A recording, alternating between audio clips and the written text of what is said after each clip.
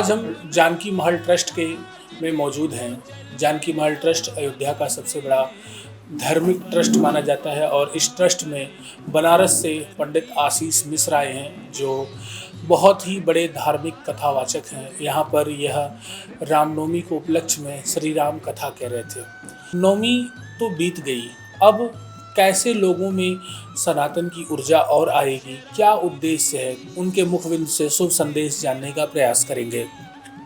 जय सिया राम।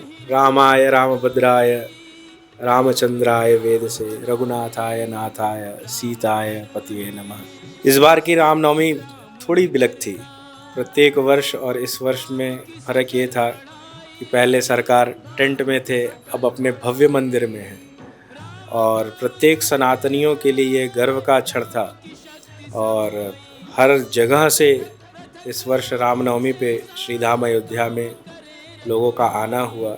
लोगों ने बड़े उत्साह के साथ इस पर्व को मनाया और जैसा कि मैं देख पा रहा हूँ कि कल भी मैं रामलला का दर्शन करने के लिए गया था।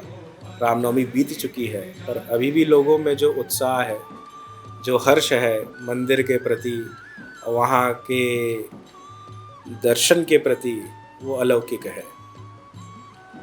आप बाबा विश्वनाथ की नगरी से आते हैं और ये प्रभु राम की नगरी है। आप ही अपना। अब लोग नारा लगा रहे हैं कि काशी और मथुरा बाकी है, तो राम की नगरी से आप क्या संदेश देंगे काशी और मथुरा के लिए। देखिए, राम और शिव में तो कोई विशेष फर्क है नहीं। गोस्वामी तुलसीदास जी महाराज मानस में लिखते हैं, रामचरितमानस में, कि तुम पुनि राम राम दिन राति सादर जपहु आनंद अराती। भगवान रामचंद्र का नित्य हर क्षण हमारे महादेव जप करते हैं।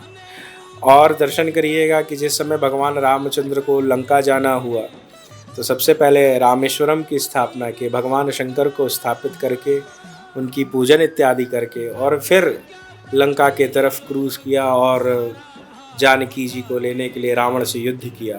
वहाँ गोस्वामी लिखते हैं कि हमारा ये परम रम्य उत्तम यह धरनी, महिमा अमित जाय नहीं बढ़नी, करिहो यहाँ शंभु थापना और मोरे हृदय परम कल्पना। तो विश्वनाथ की नगरी और अयोध्या की नगरी, वहाँ पूर्व से प्रोग्रेस था और यहाँ आतताइयों ने ऐसा क्रम बिगाड़ा था।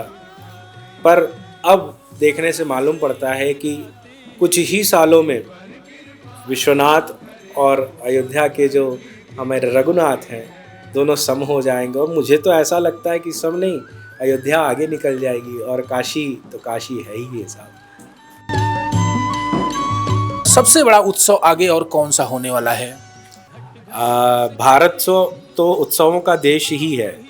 एक उत्सव विराम लेता है, दूसरा उत्सव सामने खड़ा हो जाता है आकर के।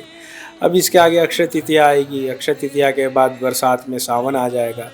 सावन में श्रीधाम अयोध्या में दर्शनार्थी आते हैं, आकर के परिक्रमा लेते हैं, झूलन का उत्सव होता है।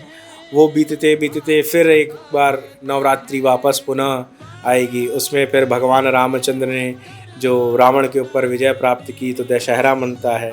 उसके कुछ दिन बाद दीपावली होती। दीपावली बीतती ही है कि हमारे यहाँ कार्तिक का पूर्णिमा आ जाता है और उस टाइम हमारे काशी में दीप का जो उत्सव होता है वो तो पूरा विश्व देखने के लिए ललायित रहता है। तो भारत तो उत्सव का देश ही है और प्रत्येक उत्सव मंगल और शुभ होना ही चाहिए। अपने इष्ट मित्रों के साथ, अपने परिवारजन के साथ, अपने घर के बच्चों के साथ अच्छे से इसको मनाना चाहिए और धूमधाम से मनाना चाहिए। अभी हमारे साथ बनारस से अयोध्या पधारे कथावाचक पंडित आशीष मिश्र जुड़े हुए थे। मैं देवेश पांडे, अयोध्या।